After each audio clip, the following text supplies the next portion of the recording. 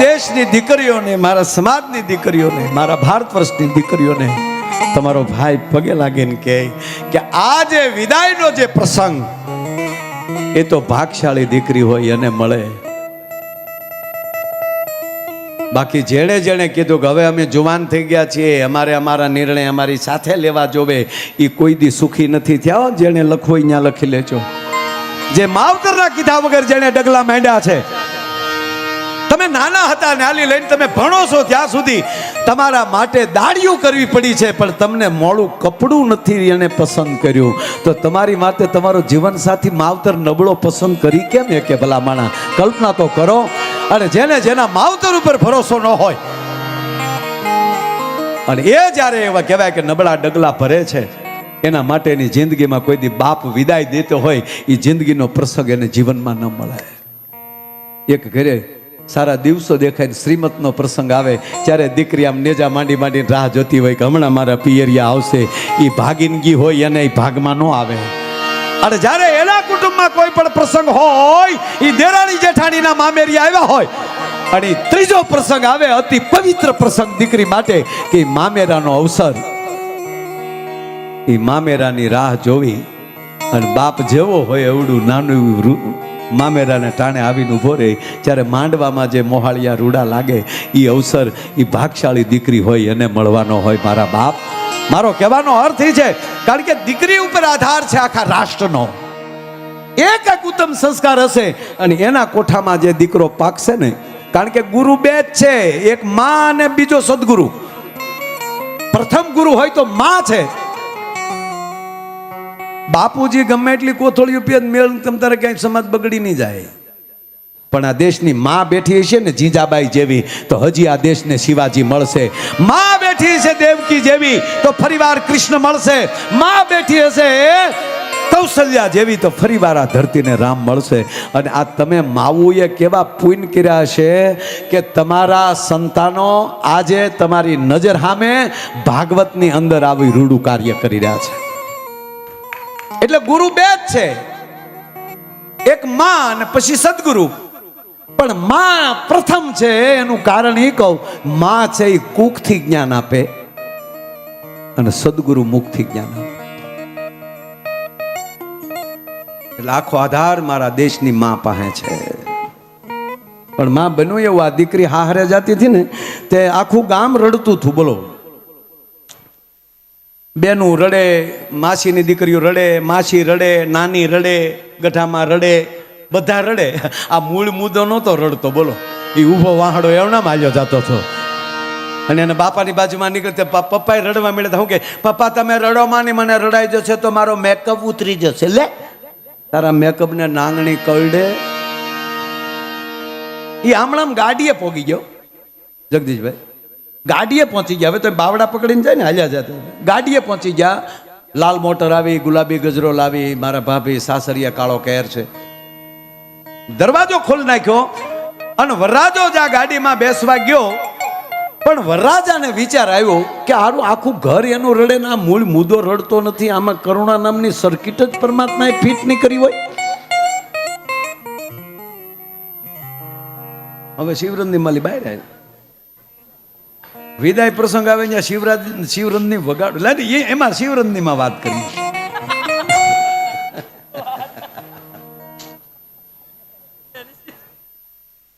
એટલે બોલો વરરાજાએ એની હાળીઓ રડતી હતી એ બાજુ જોયું અને મૂળ મુદ્દા સામું જોયું.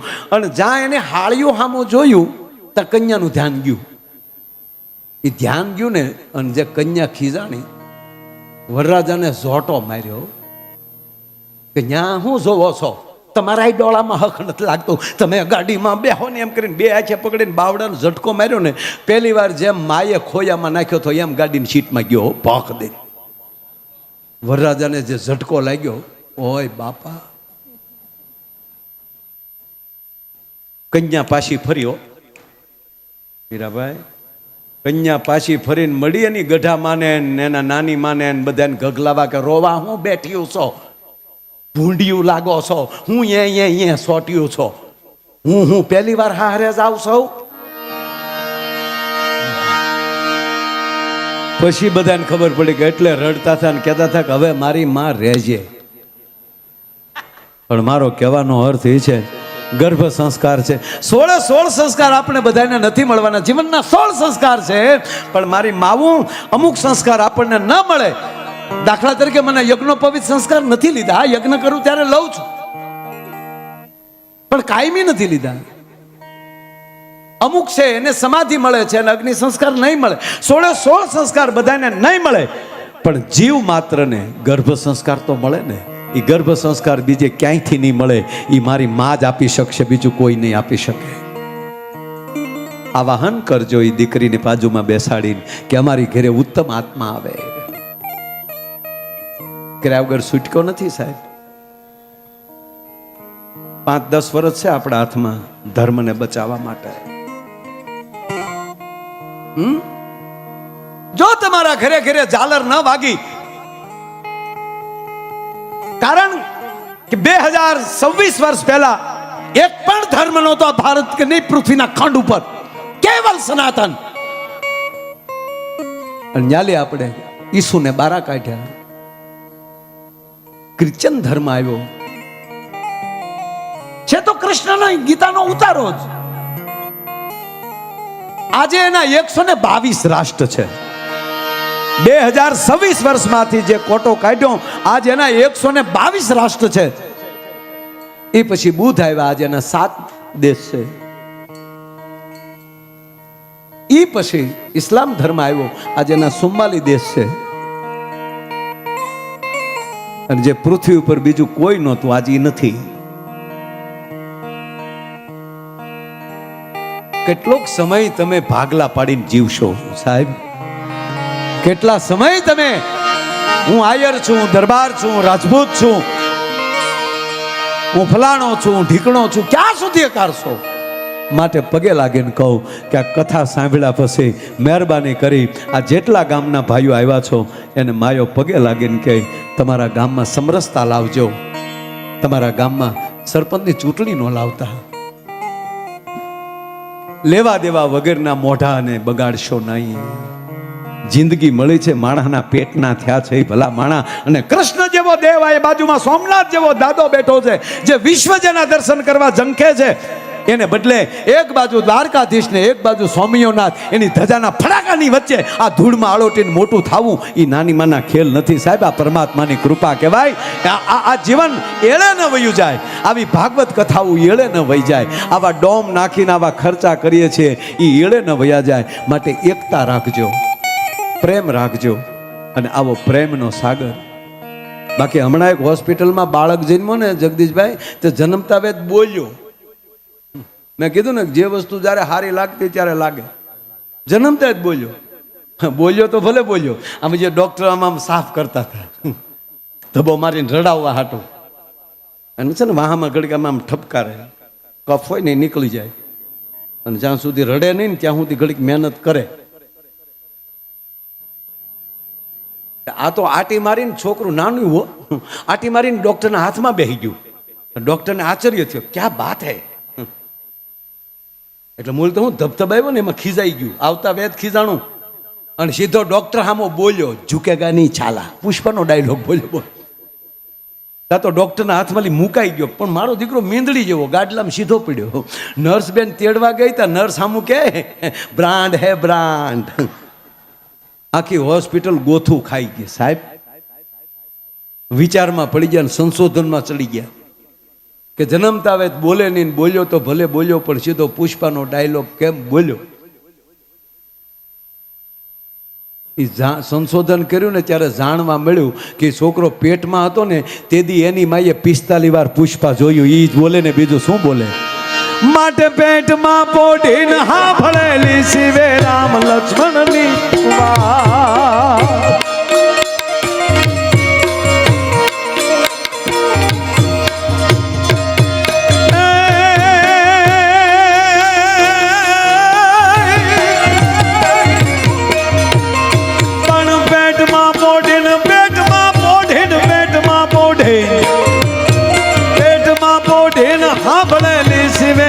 લક્ષ્મણ ની વાત રે બાપ, રામ લક્ષ્મણ ની વાત. બાલુડા ના મુખ સે દીદી ઉડી એની ઊંઘ તે દીધી બાલુડાના મુખ સે દીધી ઉડી એની ઊંઘ તે દીધી શિવાજીને નીંદર ઉનાવે માતાજી જપાય ઝુલાવે શિવાજીને નીંદર ઉનાવે માતાજી જપાય ઝુલાવે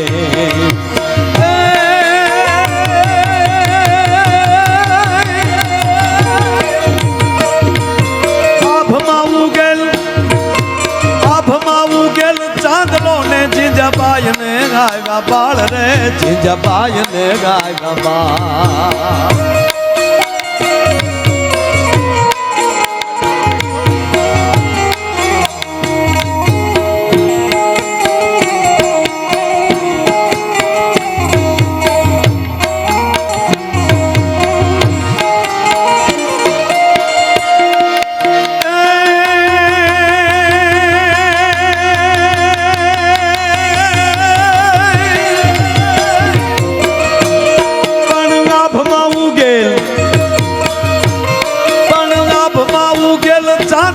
જીજાબાઈ ને ગાયવા બાળ રે જીજાબાઈ ને ગાયવા બાળ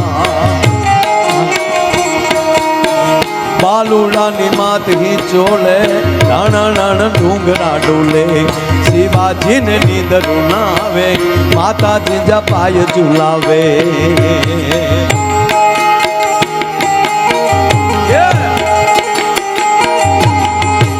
આ ગોપાલ સાધુ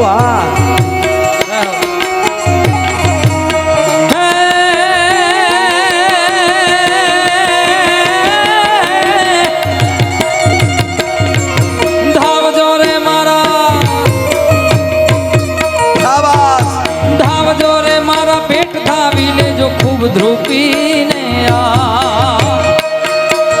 આ શિવાભાઈ શિવાનું હાલડું હાલે મારા પેટ ધાવી લેજો ખૂબ ધ્રુપીને યાદ રે અમારા ભગા બાપુને બહુ ગમે વાહ શિવાનું હાલડું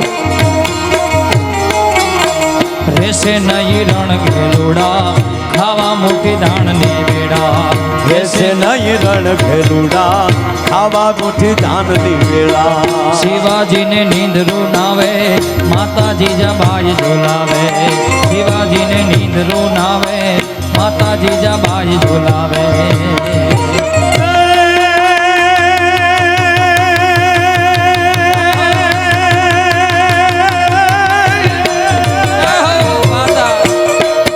આજ માતા થોડે સુમ્યું રે શિવાજી જે બે વડગા માતા થોડે સુમ્યું રે શિવાજી જો બે વડગાલ રે તમે જીલ જો બે વડગાલ આ વાળા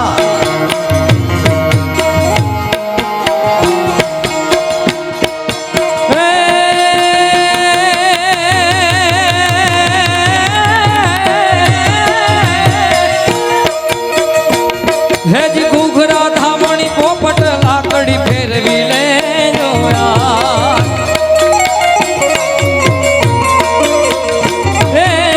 શિવાજી મહારાજ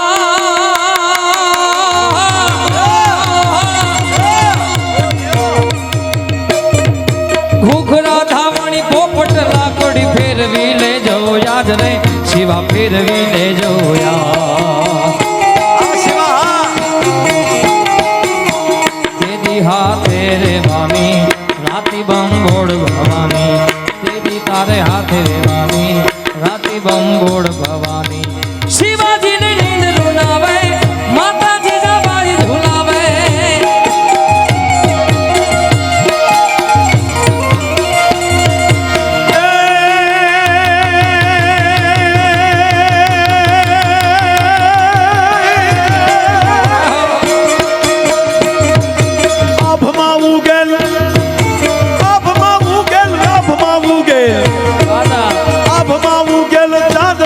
જીજાબાઈ ને ગાયવા બાળ રે જીજાબાઈ ને ગાયવા બાળ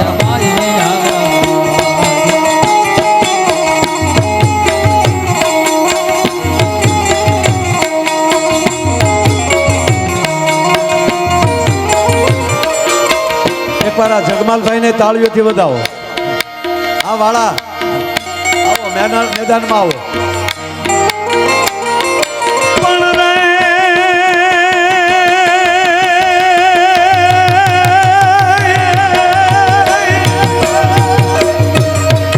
આજ માતા તને પાથરે રે રૂડી ફૂલડા કેરી છે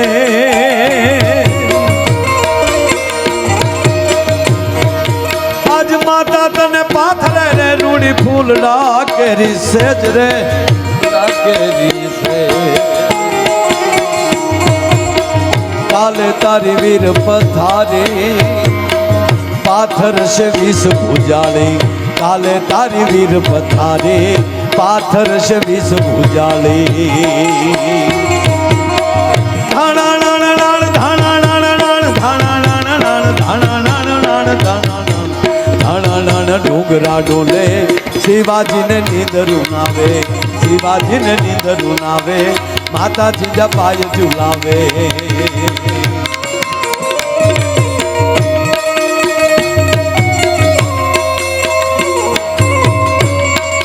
ખરેખર જમાવટ થયો મને કડી યાદ આવી એ હાલ હાલ હાલ વહી જાય રાત વાત માને હમણાં પડશે પ્રભાત સોગાળા તારા હોવે સબીલા તારા હોવે રંગીલા તારા રંગ ભેડો જુએ તારી વાટ રંગલો એ રંગલો જાનો કાળંદરીને ઘાટ સોગાળા તારા હોવે સબીલા તારા હોવે રંગીલા તારા રંગ ભેડો જુએ તારી વાટ રંગલો રંગલો જામ્યો કાલંદરીને ગાછો ગાડા તારા હેર છબીલા તારા મોરે રંગીલા તારા રંગ ભેરો જુએ તારી વાટ રંગલો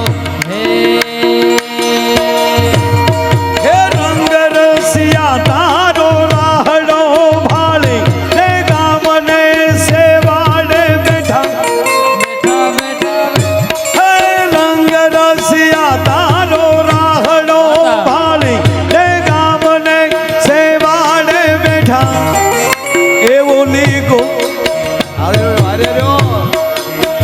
એવો લીગો કુળની ગોપીઓએ તારી હાટું તો કામ બધા મેલ્યા હેઠા એવો લીગો કુળની ગોપીઓએ તારી હાટું તો કામ બધા મેલ્યા હેઠા એ તને ભરકે તારી જશોદામાં સોગાળા તારા હોવે સબીલા તારા હોવે રંગીલા તારા રંગ ભેરો જુએ તારી વાટ રંગલો એ રંગલો જાનો કાળંદરીને ઘાટ સોગાળા તારા હોવે સબીલા તારા હોવે રંગીલા તારા રંગ ભેરો જુએ તારી વાટ રંગલો હે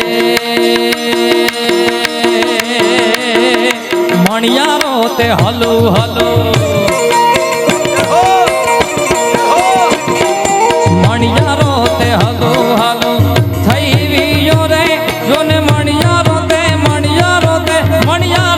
હલો હલો થઈ વિયો મુજા દલડા હે મુજા દલડા ઉદાસીમાં હોય રે છેલ મુજો હાલારી મણિયારો સેલ મુજો હાલારી મણિયારો છેલ મુજો પરદેશી મણિયારો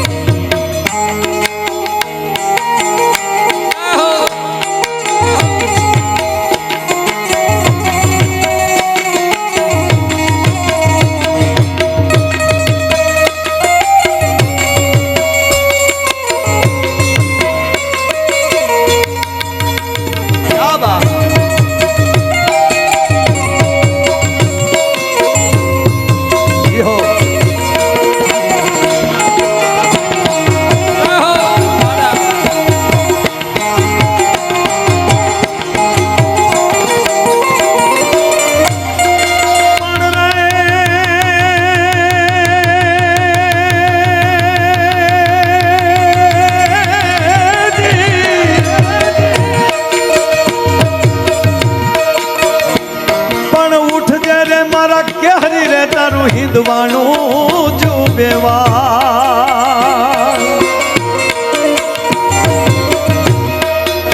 આજ હવે આ જમાવટ થઈ છે આ મૂળકા ઘોર હાટું ગાવ છો ને કે એટલું બધું મેં કરે હીરાભાઈ તમે વર્ષોથી સાંભળો હવે 2 જગાભાઈ થયા શિવાજી સામે છે જગમાલભાઈ વાળા રાજસિંહભાઈ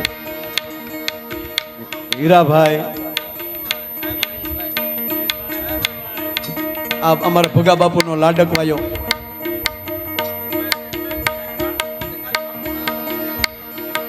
ક્યાં વાત અને પાછા હીરાભાઈ અમારા આ પાછળ નથુભાઈ ગંભીર આ ગેબી સાઉન્ડ નથુભાઈ અમારે આ નથુભાઈ હોળકી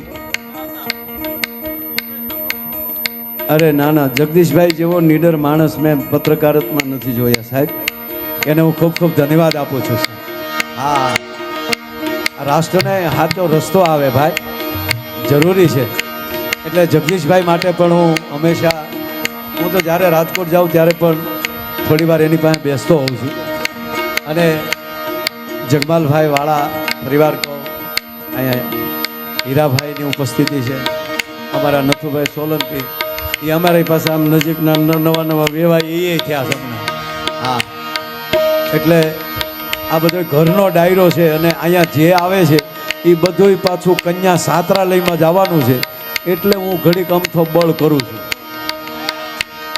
એ વીરો મારો જગમગ આના લગ્ન ગીત ગાયા છે બહુ હો સાહેબ એટલે આનંદ કર્યો છે પણ છેલ્લી કડી હાલડાની લઈ લઉં